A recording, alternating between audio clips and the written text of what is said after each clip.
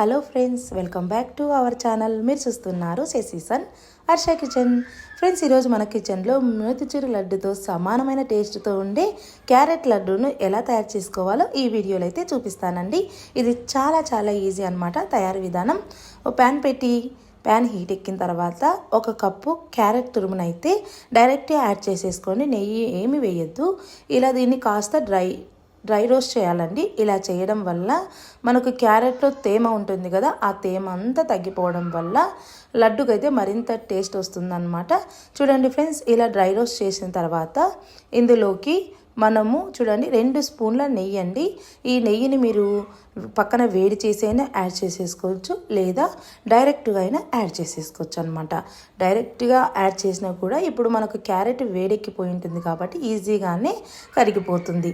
Friends, మీరు ఎక్కువ పాత్రలు ఎందుకు అనుకుంటే డైరెక్ట్గానే వేసేసుకోండి. ఇలా వేసిన తర్వాత 1 కప్పు క్యారెట్ తురుముకైతే నేను 1/2 కప్పు షుగర్ని అయితే యాడ్ చేస్తున్నానండి. 1 కప్పు క్యారెట్ తురుముకి 1/2 కప్పు క్యారెట్ షుగర్ పర్ఫెక్ట్గా అయితే సరిపోతుందన్నమాట. చూడండి, షుగర్ అంతా కరిగిపోయి ఇలా సిరప్ లాగా తయారవుతుంది.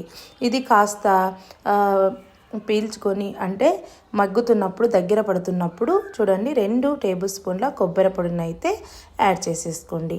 ఈ కొబ్బరి పొడి మీరు ఫ్రెష్గా ఉన్నదైనా పచ్చి కొబ్బరి అయినా ఇంట్లో ఉన్నదైనా మీ దగ్గర ఉన్నది యాడ్ చేసేసుకోవచ్చు. ఈ కొబ్బరి వేయడం వల్ల లడ్డుకి మరింత టేస్ట్ వస్తుంది. చూడండి, మరింత టేస్ట్ కోసం 1/2 టీ స్పూన్ యాలకుల పౌడర్ను కూడా యాడ్ చేసేసుకొని కలిపేసుకోవాలి.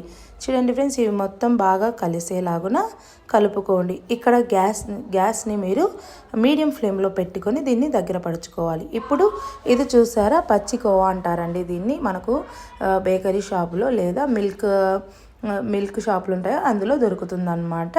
ఇది పచ్చి కోవా, షుగర్లెస్ అనమాట. ఇది షుగర్ ఉండదు దీంట్లో, షుగర్లెస్ కోవా అనమాట. ఇది వేయడం వల్ల స్వీట్ చాలా టేస్టీగా ఉంటుంది. ఫ్రెండ్స్, ఇప్పుడు కాస్త కలర్ యాడ్ చేసుకోండి. ఇది పూర్తిగా ఆప్షనల్ అండి. మీకు నేను కొద్దిగా కలర్ఫుల్గా వీడియో చూపించడం కోసం మాత్రమే యాడ్ చేశాను. ఇంట్లో చేసుకునే వాళ్ళైతే అస్సలు యాడ్ చేసేసుకోవద్దు.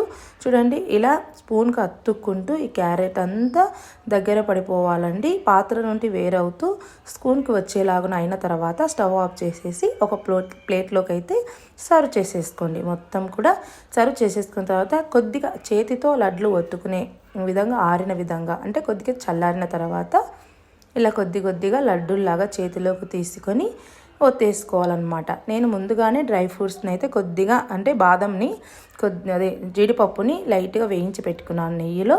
చూడండి, ఇలా ఒక జీడిపప్పుని పెట్టేసుకొని లడ్డూల్ని ఒత్తేసుకోవడం చాలా ఈజీ అండి.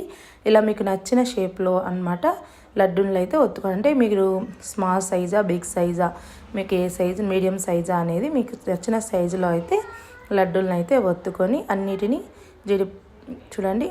కూడా జీడిపప్పుతో అందంగా ఒత్తుకొని పక్కన పెట్టేసుకోవచ్చు అనమాట. ఇలా ఈజీగా అన్ని లడ్డూలను ఒత్తేసుకొని పక్కన పెట్టేసుకోండి. చూసారు కదా ఫ్రెండ్స్, ఎంతో ఈజీగా లడ్డూలు అయితే తయారైపోతాయి. ఫ్రెండ్స్, మరి ఈ లడ్డూలు అయితే మీరు కూడా కంపల్సరీగా ట్రై చేయండి. మీకు ఎలా కుదిరాయో మాకు కామెంట్స్ రూపంలో తెలియచేయండి ఫ్రెండ్స్. అలాగే ఫ్రెండ్స్, మా ఛానల్లో వీడియోస్ చూస్తున్నారు కానీ సబ్స్క్రైబ్ చేయకుండా అయితే వీడియోస్ చూస్తున్నారు. కంపల్సరీగా సబ్స్క్రైబ్ చేయండి, లైక్ చేయండి, షేర్ చేయండి, సబ్స్క్రైబ్ చేయండి. మీకు నచ్చినట్లయితే మీ ఫ్రెండ్స్కి షేర్ చేయండి, మీ ఫ్యామిలీ మెంబర్స్కి షేర్ చేయండి. ఒక్క లైక్ చేయడం మాత్రం మర్చిపోవద్దండి ఫ్రెండ్స్. కంపల్సరీగా లైక్ చేయడం మర్చిపోకండి. Thanks for watching friends.